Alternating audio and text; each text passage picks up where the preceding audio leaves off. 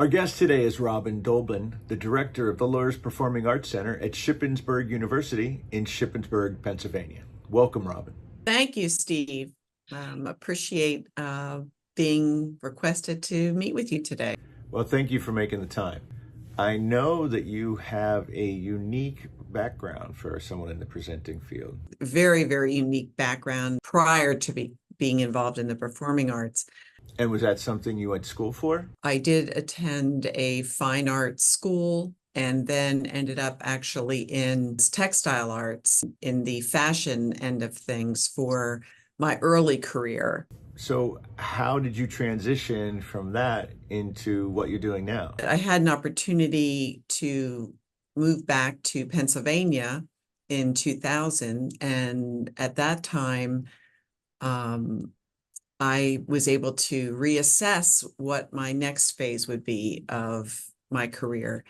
And Shippensburg University had plans to build a performing arts center. Oh, that sounds like a great opportunity. And then how did you parlay that into getting the position there? Because I was already kind of doing a Main Street program and I was president of a local arts organization. That was something that I felt that I would be able to contribute towards. I was very excited that they were bringing this 1,500 seat performing arts center to the community. I really felt like that would be something that I could make a contribution towards. So they were looking for staffing and things of that nature. So I did get very involved with that. And in 2005 is when I began my position actually as a ticket services and sales manager. So that's when I began with the Luhrs Performing Arts Center on the campus of Shippensburg University. That's very interesting because I know a number of folks in your position who started out front of house, ticket service, box office, which is a key position. So that must have been a great experience. And then how did you move up the ladder from there?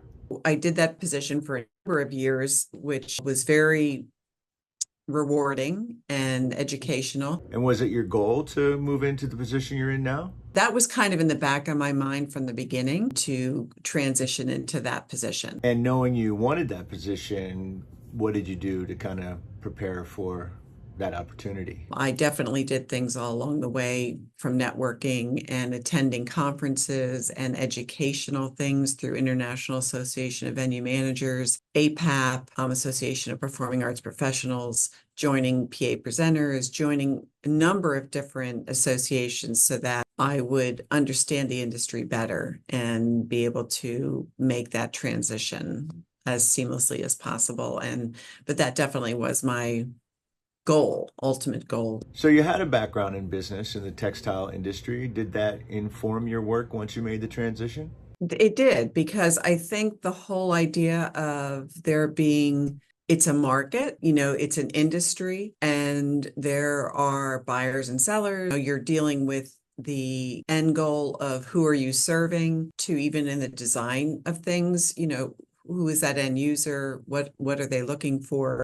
I feel like that definitely prepared me for this industry. And the fact that when I was in that other industry, I did deal with overseas manufacturers and contacts. So, thinking about our industry currently and how global it is, I think that also prepared me for this position. So of all the skills that you've developed, which ones do you think are the most important? What's very important is to understand the economics of this industry. And that is something that I have always felt that I had a aptitude for. So that is critical. And that's something you really have to have a handle on if you're going to be in this industry. It's one thing to have an artistic component to what we do, but it's certainly very financially driven. It's why I kind of gravitated to these other industries, because I like that combination of the economics as well as the art side of things. And as is the case for many theaters, your organization is a nonprofit, correct? Yes, we are considered a government entity because we are underneath the university. So we don't have our own 501c3, but we do fall under the category of Yeah. nonprofits. Regardless of the corporate structure, you still have to manage the bottom line, correct? Absolutely, 150%. Even more so when you're on a university campus because you're not your own 501c3. You have to be very mindful about what the mission is of the university. And when there are challenging times for the university, it's going to become even more challenging for Performing Arts Center itself. When there are challenges, they're going to look for, where can they cut things? And so you just definitely have to make sure that you are providing value and not financial burden to the entity that you're promoting and supporting. As a university presenter, what, if any, are the challenges that you might face when you're programming your season? The challenges of your scheduling, because obviously being on a campus, I do have other entities that use the Performing Arts Center aside from what I would say is more the commercial side of things that I do. So I have a music department and there are community events that they put on. So those performances, I need to make sure that I allocate for those, and there's rehearsals and other things. Are there other university events that use the space outside of the theater? We have admission events, open houses, we have graduations, commencements. So all of those things need to go into my plan. Those are committed dates and times. I don't want to overlap any, of the other things that I do. So that is a component of presenting that we do here. And then I look at my regular season of community events. When it comes to programming, what experience has served you in making your show choices?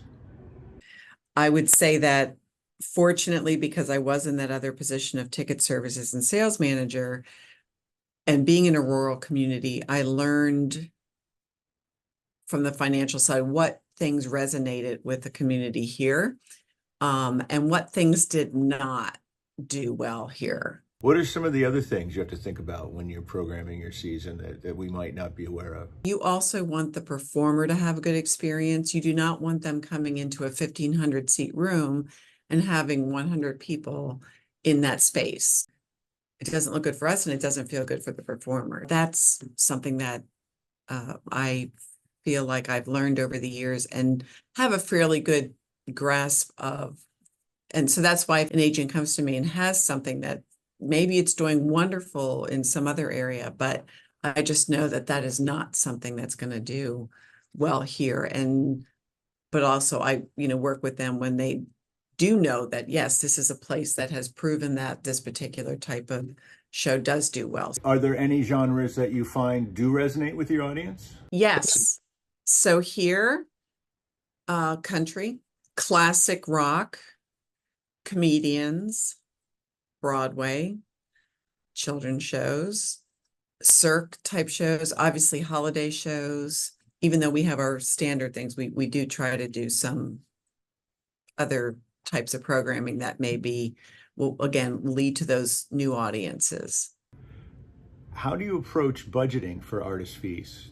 Could you share a general range of fees that you typically allocate for performances and how this fits into your broader financial planning for programming? That can really vary.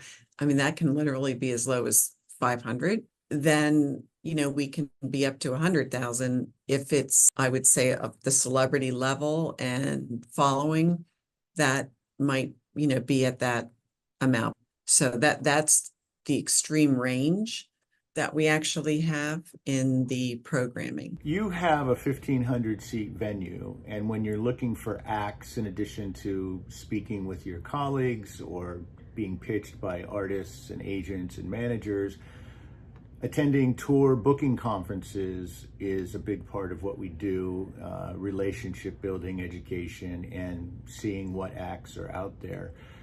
When you go to a conference, one, which ones do you prefer to go to? And two, I think more important, how do you plan for success when you go to a booking conference looking for acts? It's a good question. And I think that anyone going to conferences, there is homework involved with that. Because if you don't, you're really wasting your time and money to go to those.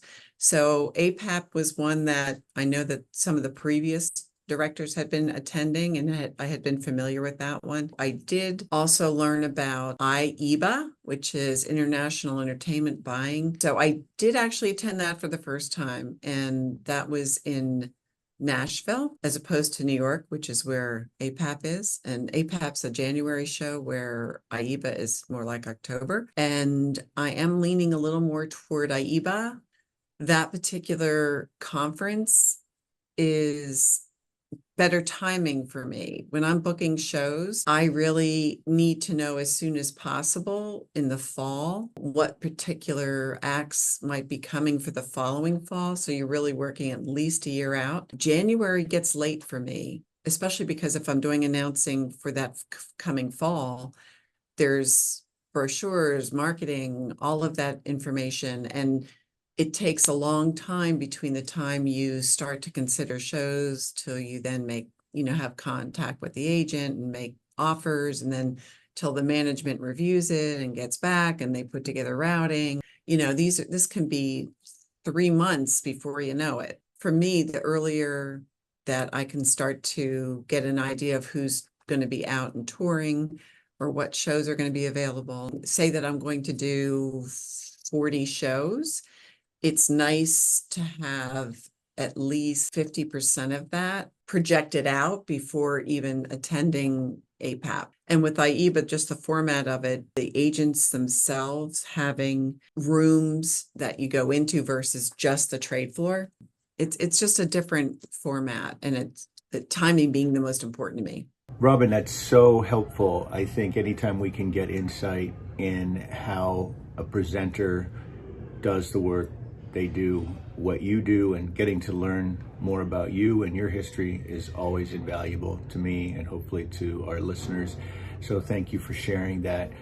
Now, I did want to mention that you and I are both on the board of the Pennsylvania Presenters, which is a state organization, like one of many state, regional, and national organizations that does conferences. We just did a retreat in Philadelphia. And did you want to say anything about that?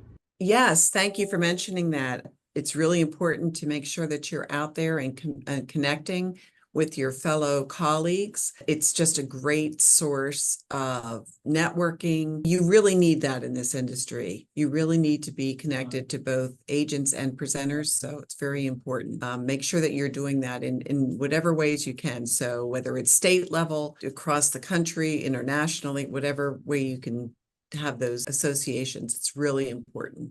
And thank you, Steve, for inviting me to speak today. And you've been a great partner here in this conversation. So this was terrific. All right. Thank you. Thank you so much. If you enjoyed the interview today, please take a minute to like and subscribe to the podcast. Share it with a colleague and hit that notification bell so you won't miss the next interview. Thanks for watching.